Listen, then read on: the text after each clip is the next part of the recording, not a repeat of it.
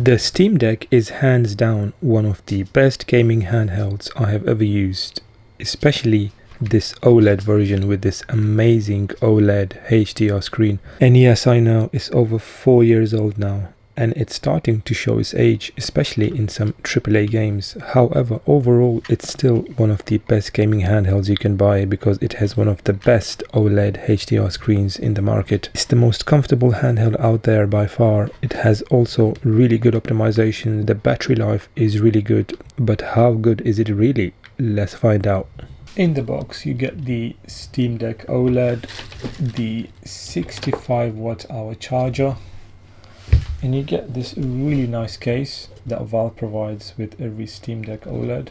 Now the one I have is the 1TB premium version of the Steam Deck OLED, and with this you get this case with this orange logo, and inside this case you get another case which is very nice, and it's the one I use most of the time. So inside of this case you get another slim case,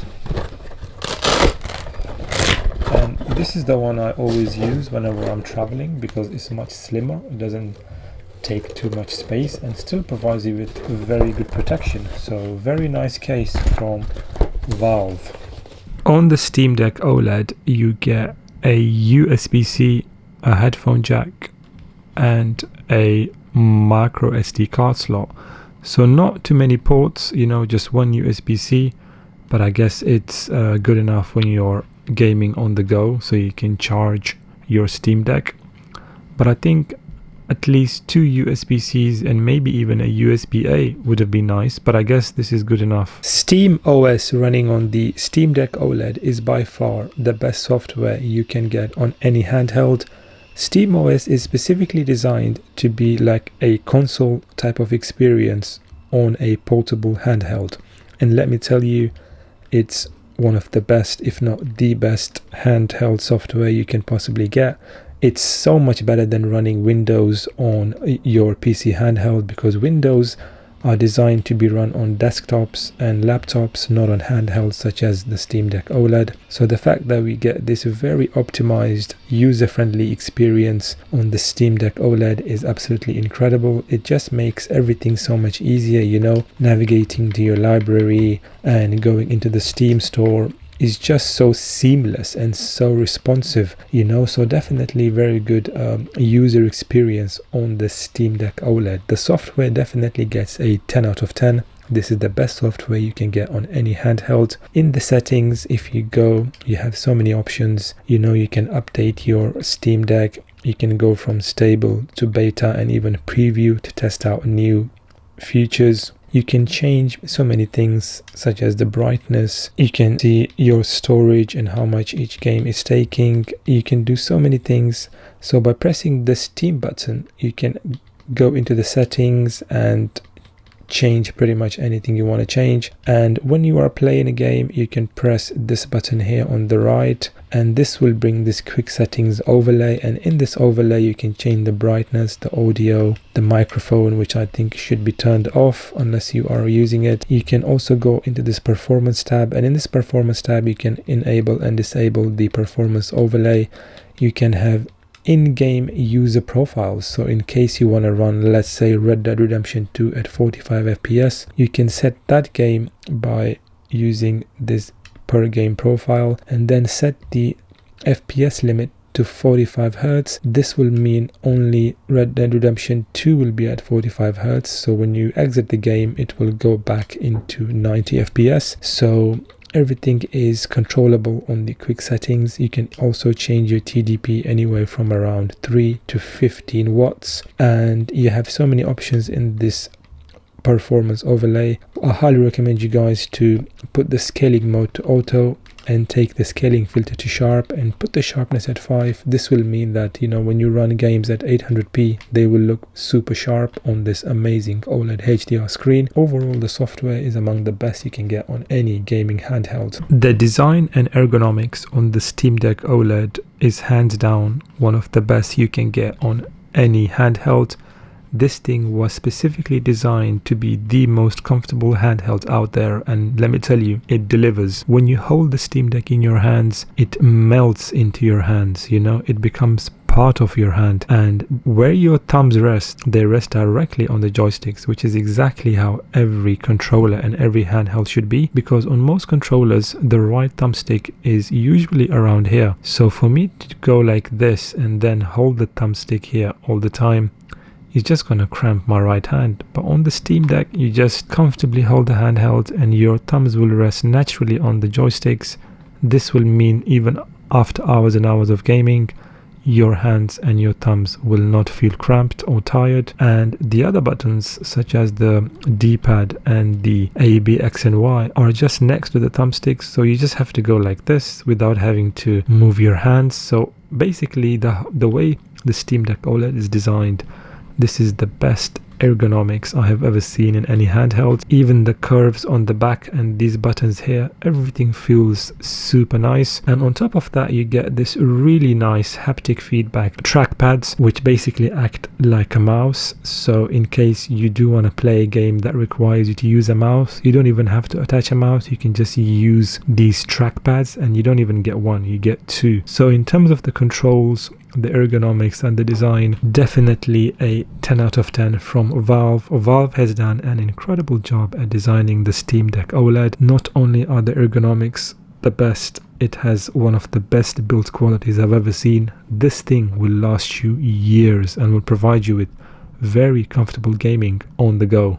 So amazing design and ergonomics from Valve. The Steam Deck OLED comes with this 7.4-inch OLED HDR screen at 90 Hz and 800p resolution with a screen ratio of 16:10, and let me tell you, this is one of the best screens I've ever used on any gaming handheld, if not the best screen.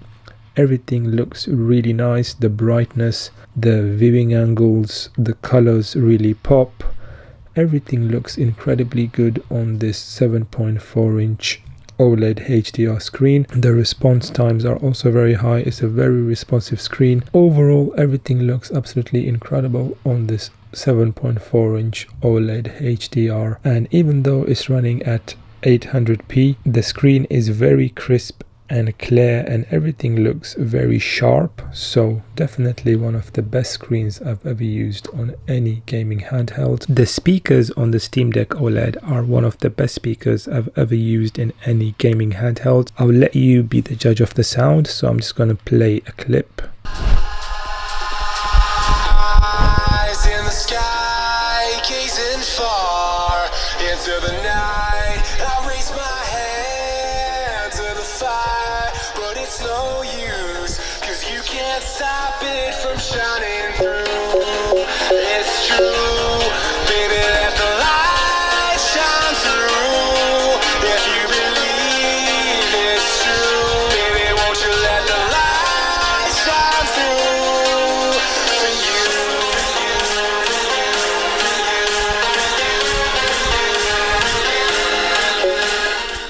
Black Myth Wukong, the benchmark, as you guys can see, I'm getting around 28 FPS. This is with 800p and low settings with no frame generation.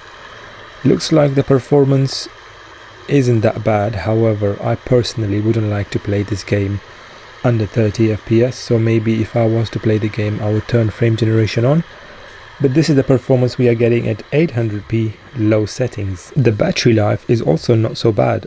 1 hour and 50 minutes at 81%, so you're looking at around 2.5 hours of battery life playing Black Myth Wukong on the Steam Deck OLED, which is absolutely amazing. The benchmark is done and we have 30 FPS average with a maximum of 36 FPS. As you guys can see, I am using 800p with low settings and no frame generation. Overall, this is not bad performance on the Steam Deck OLED. Hogwarts Legacy in indoor areas can give you over 60 FPS. So as you guys can see, I'm getting around 67, 69 FPS. It does dip down to the low 60s and maybe even the 50s.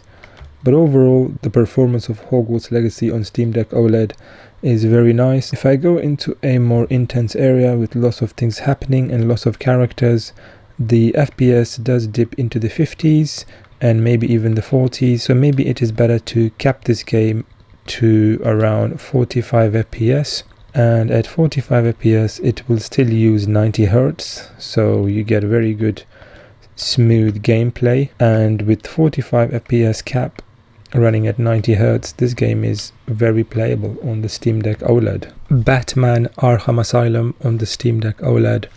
This game has no problems running at around 50 to 60 FPS.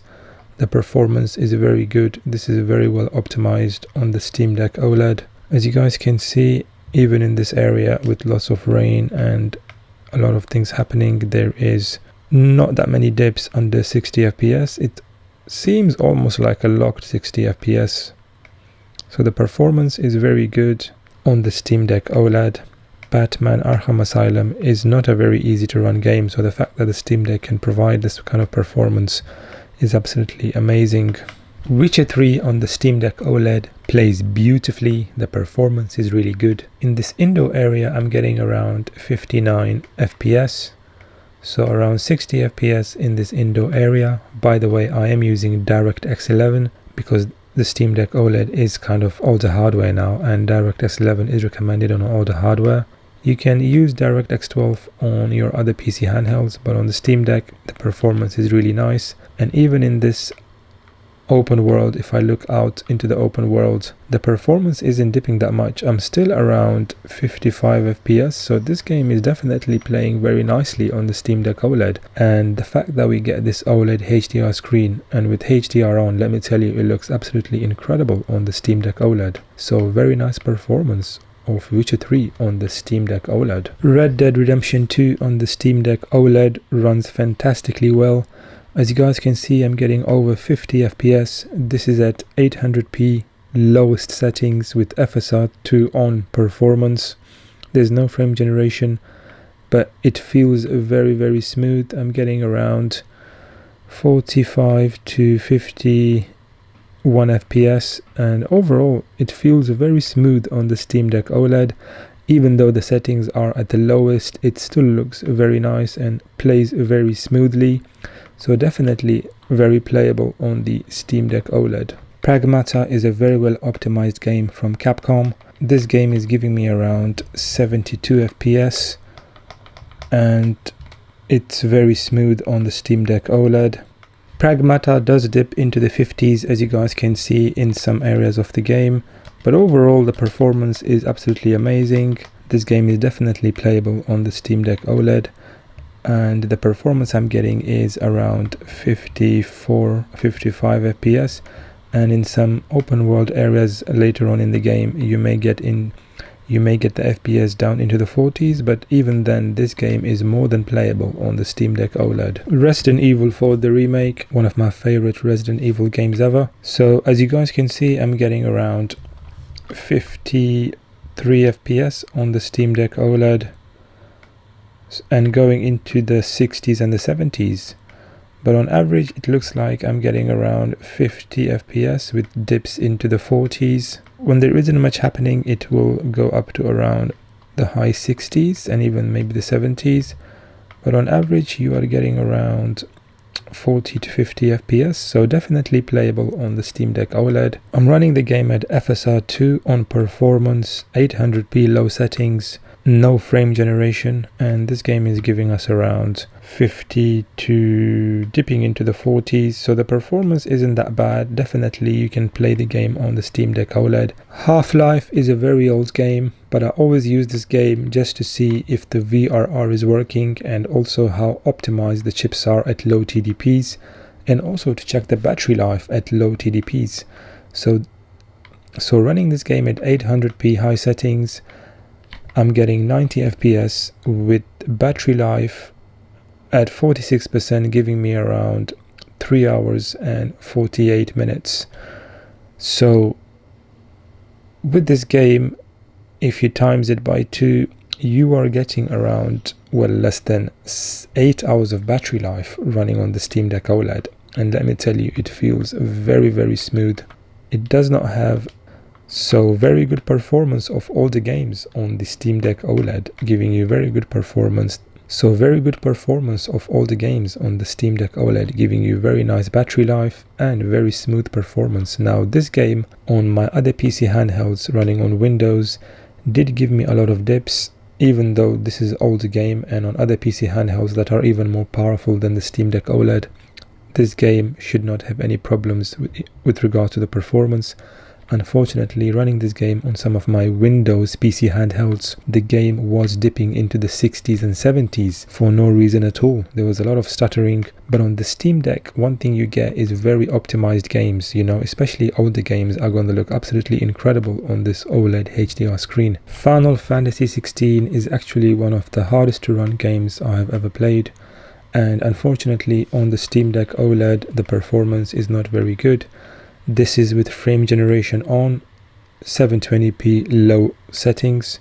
This is basically as low as I can go with the settings, and I'm also using FSR3, but the performance is really bad. By the way, this is with frame generation on, and in this area with frame generation on, I'm getting around 30 FPS. So let me go ahead and turn frame generation off.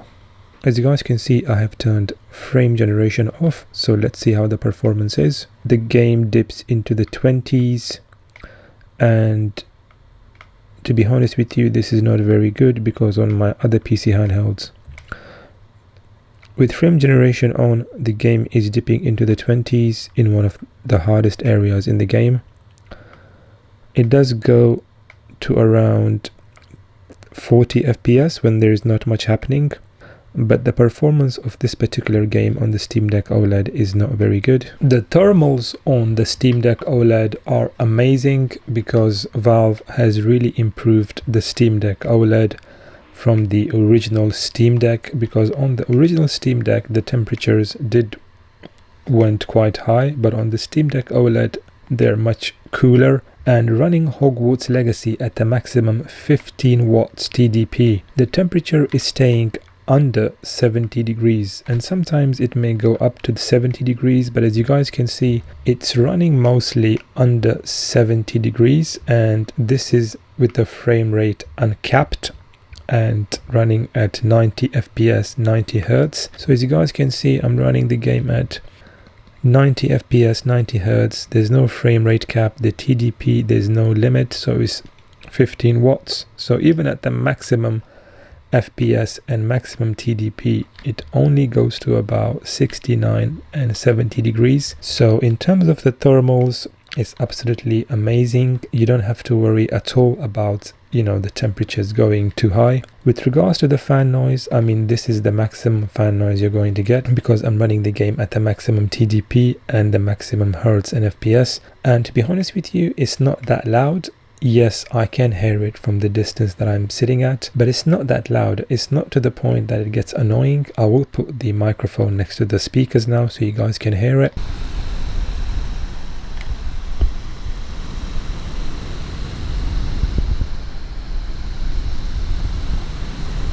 So overall, the fan noise is audible, but it's definitely not as loud as some of the PC handhelds that I've used, in which the loudness goes to twice or even 3 times higher than the Steam Deck OLED.